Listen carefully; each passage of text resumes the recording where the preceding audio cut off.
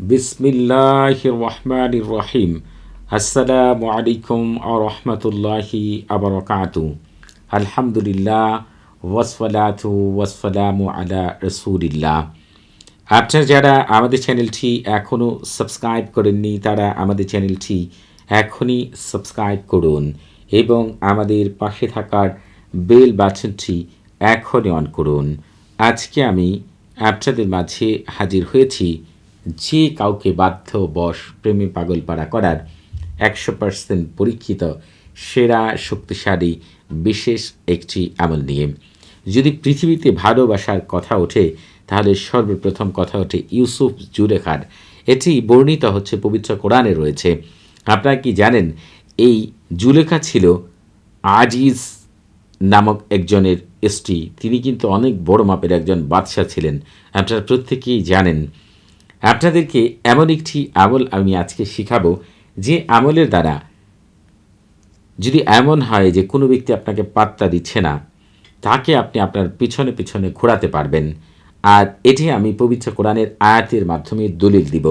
তবে আপনারা কেউই এটি দিয়ে অতিরঞ্জিত কোনো কিছু করবেন না এবং খারাপ উদ্দেশ্য নিয়ে ব্যবহার করবেন না। যার ক্ষেত্রে করা যায় যাচ্ছে তার ক্ষেত্রেই আপনারা এই আমলটি করবেন। স্বামীর জন্য করতে পারেন, স্ত্রীর জন্য করতে পারেন, পছন্দের ছেলে যাকে বিয়ে করতে চান তার জন্য করতে পারেন, পছন্দের মেয়ে যাকে বিয়ে করতে চান তার জন্য আপনারা করতে পারেন।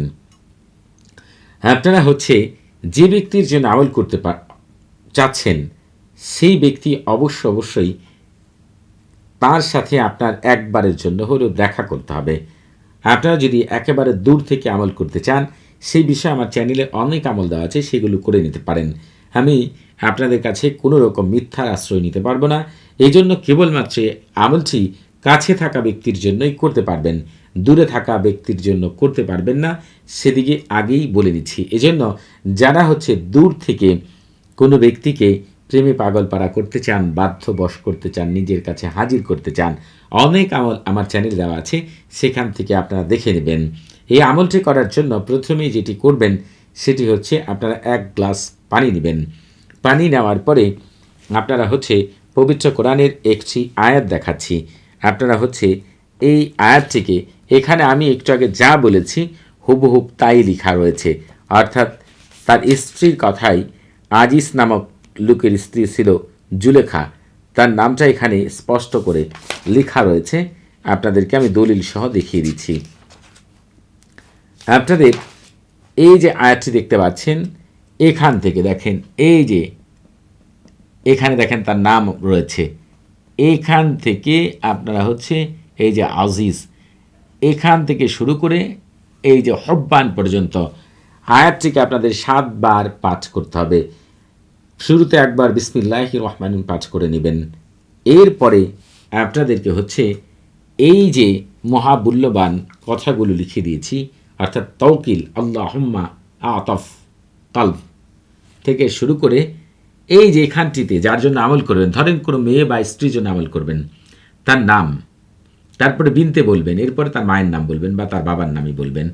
বলার পরে আপনারা হচ্ছে ইলা মোহাব্বতিনের পরে আপনার নিজের নাম, তারপরে ইবনে, এরপর আপনার মায়ের নাম, তারপরে যেটা যেভাবে বলা আছে এখানে ঠিক অনুরূপভাবেই আপনি হচ্ছে ঠিক অনুরূপভাবে এটির ব্যাখ্যাটা আমি পরে দিচ্ছি, এটার ব্যাখ্যাটা আমি পরে দিচ্ছি।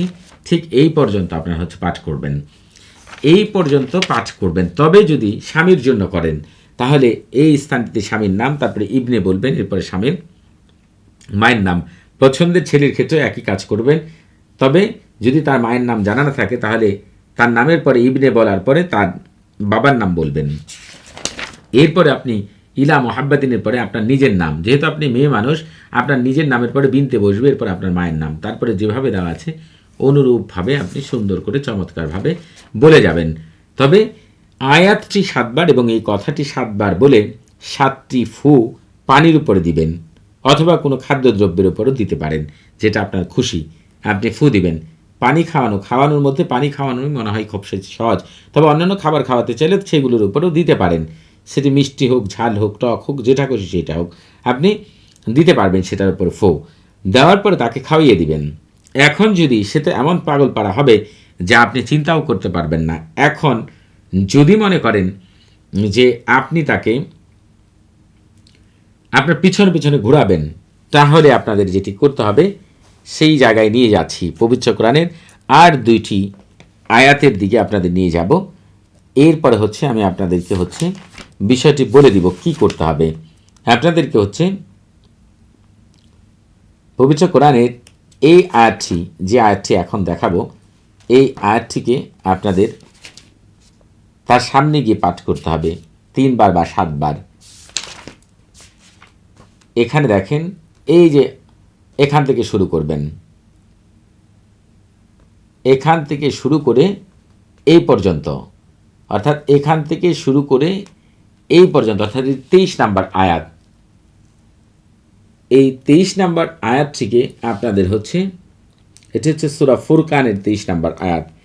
এই আয়াতটিকে আপনাদের 7 বার পাঠ করতে হবে তার সামনে গিয়ে। এরপর আরেকটি আয়াত পাঠ করতে হবে। এটি পাঠ করলেই আপনাদের হচ্ছে 3 বার বা 7 বার এই আয়াতটি, আরেকটি আয়াত রয়েছে সেটি পাঠ করবেন। আমি আপনাদেরকে হচ্ছে দেখিয়ে দিচ্ছি, একটু ধৈর্য ধরে দেখবেন। খুবই চমৎকার আমল। আপনাদের হচ্ছে এই যেখান থেকে ওয়াকুল যা, এখান থেকে শুরু করে জাহুকান এই পর্যন্ত আপনারা হচ্ছে 7 বার পাঠ করবেন। এরপরে ওই যে একটু আগে যেটা দেখিয়েছিলাম সেই বিষয়টি আমি আপনাদের দেখাবো। এই যে বাহাক্কি, বাতাদিন, বাহা জিন, জাহা জিন, জাহা জিন, ওয়াহিন, এই কথাটি 7 বার বলবেন। যদি এই কাজটি আপনি স্বয়ং সম্পূর্ণভাবে যেভাবে বললাম করতে পারেন, ওই ব্যক্তি সারা জীবন আপনার পিছনে পিছনে ঘুরতে বাধ্য, এতে বিন্দু পরিমাণে সন্দেহ নেই। তবে আপনারা এই আমলটি অন্যায় কাজে ব্যবহার করবেন না।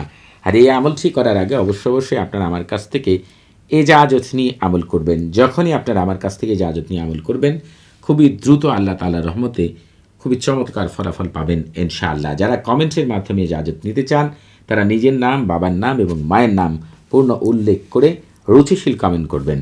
আর যারা হচ্ছে কথা বলার মাধ্যমে ইজাজত নিতে চান, তারা কথা বলে প্রথমেই সালাম বিনিময় করার পরে নিজের নাম, বাবার নাম, মায়ের নাম উল্লেখ করে কী বিষয়ে ইজাজত চান সেটি উল্লেখ করবেন। মন থেকে ইজাজত দিয়ে দিব। আল্লাহ তাআলা আপনাকে অবশ্যই কামিয়াবি দান করবেন ইনশাআল্লাহ। সবাই ভালো থাকবেন, আমার জন্য বেশি বেশি দোয়া করবেন।